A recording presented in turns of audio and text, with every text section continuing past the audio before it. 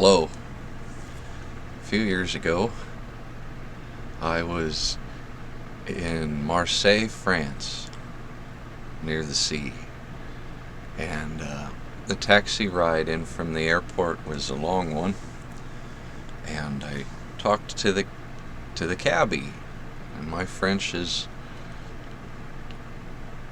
spotty at best, and his English is, well, we were both trying, and there was some protesting going on, and the radio had some news, sounded kind of exciting. And so I asked him, I said, what's the hubbub? What's the ruckus? And best I can gather is there was like some orphan children, maybe refugees, that the police had found underneath some kind of power transformer, and when they went in to pull the children out because they were living like homeless animals, the children touched the transformer stuff and they got electrocuted and died.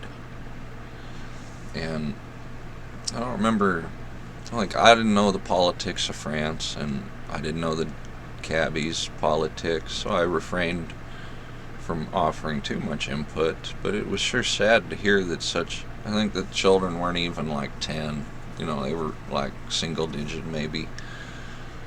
I don't recall real well, but that's what I seem to remember, and it struck me how sad. The whole trip was memorable. I was there a long time, and I remember every day of it. Most of it was just heaven on earth, but the part really stuck to me, and it stuck to me because in my head I see like two youngins. I grew up with a little brother, so I see that one a lot in my head, but I see, two siblings lost in the world, huddled up, just trying to get by as best they can while they figure it out and wait for whatever's going to happen. And you try to keep warm, and you try to keep dry, and you try to keep your belly full, and you try to avoid trouble. And I don't know that you look for help where it's at.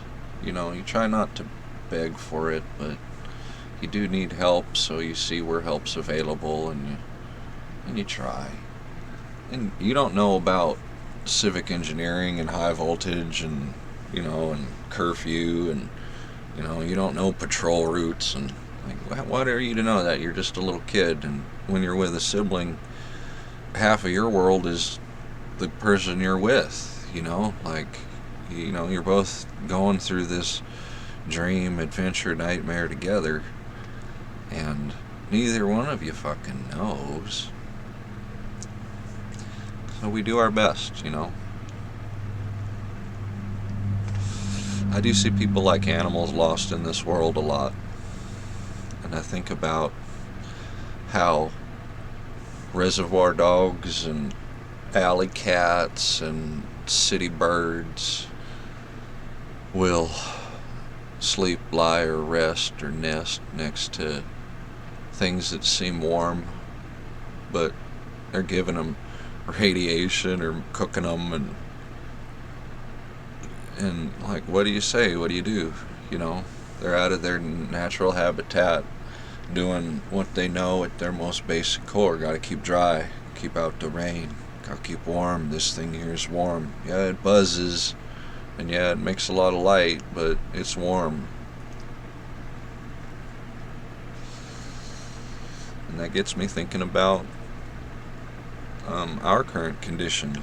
Seems to me, for at least the last 100 years, the powers that be have been keeping the population in check with very, very, very simple method.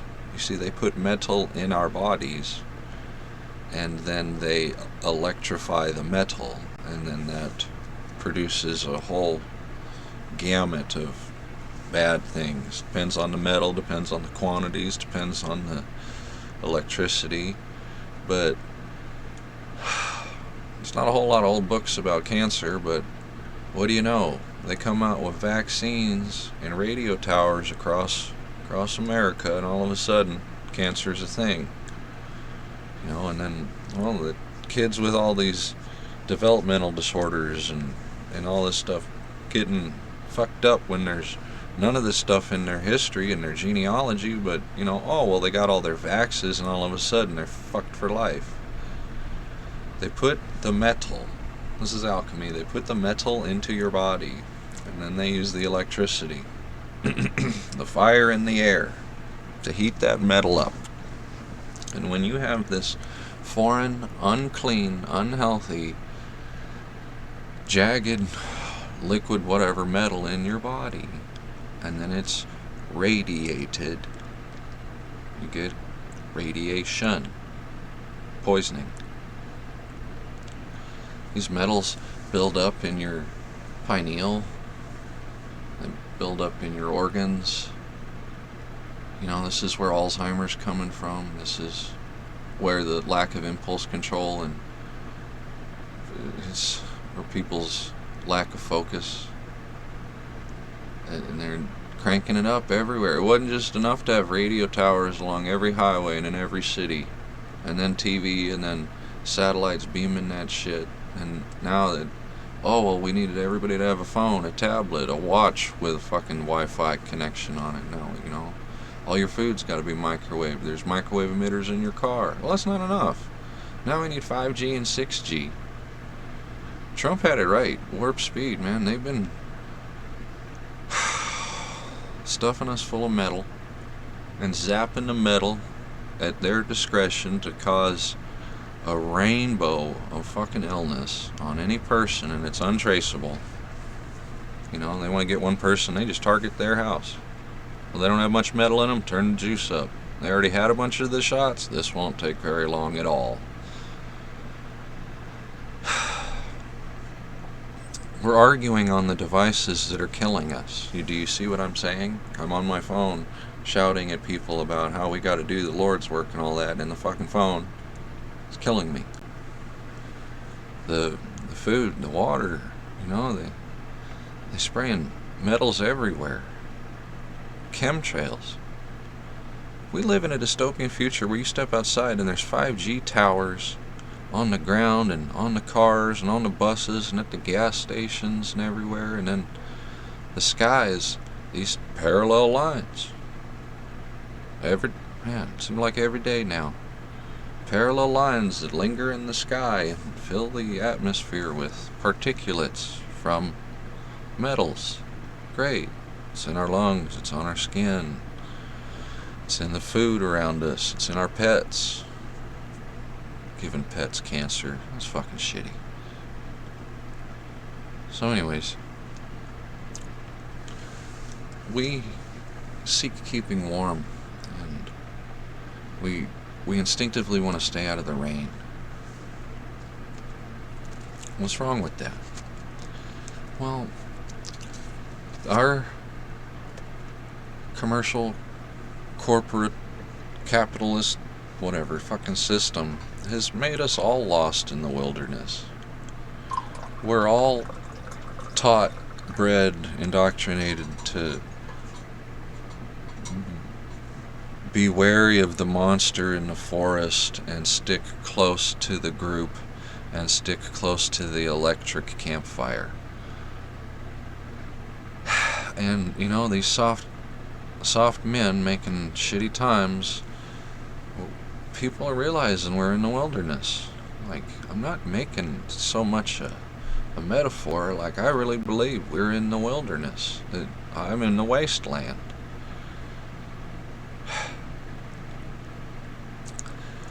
So we got to make ourselves stronger. Nope. It's nice to have pats on the back. It's nice to have team jerseys. It's nice to rally around a flag. But each one of us needs to be his own man and his own leader and his own story, his own champion. And we need to do that. I'm not preaching individualism. But damn it, what do you offer the group if you are empty? you have to dig deep into something, find an identity, and hammer that shit out. Go spend some time in the woods alone. You know? Go to places you haven't been. Consider arguments you haven't listened to. Give up comforts, even if just temporarily, to see how you react when somebody takes away your baby blankie or your rubber ducky. You know, maybe there's things in your life you need to do some spring cleaning. I'm talking to myself, you know, my videos are just as much therapeutic as they are friendly.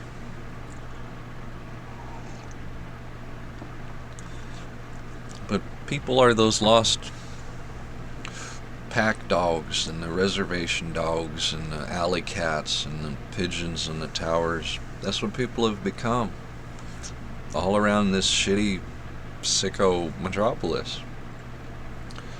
We've become unnatural. And we've got to find ourselves, find our spirit animal, right? Rite of passage stuff. And we do that by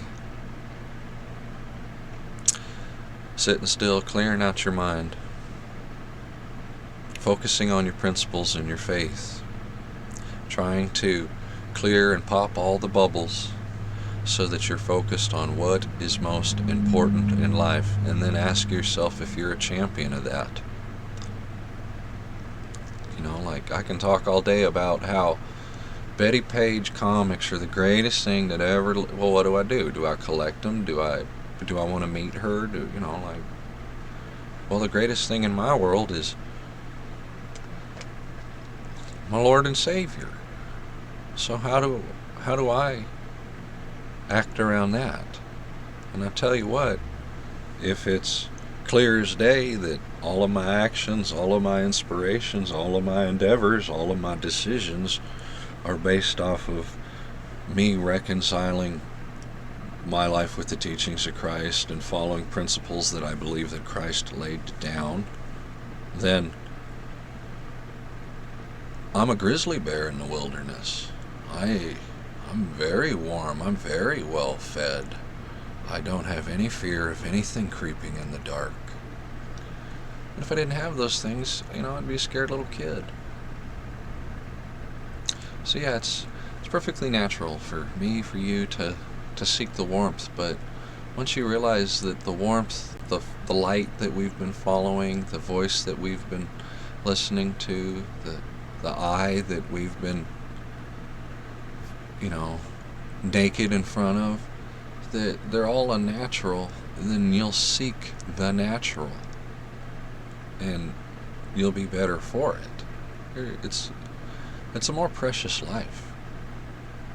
If any of that made sense. I love you. God bless.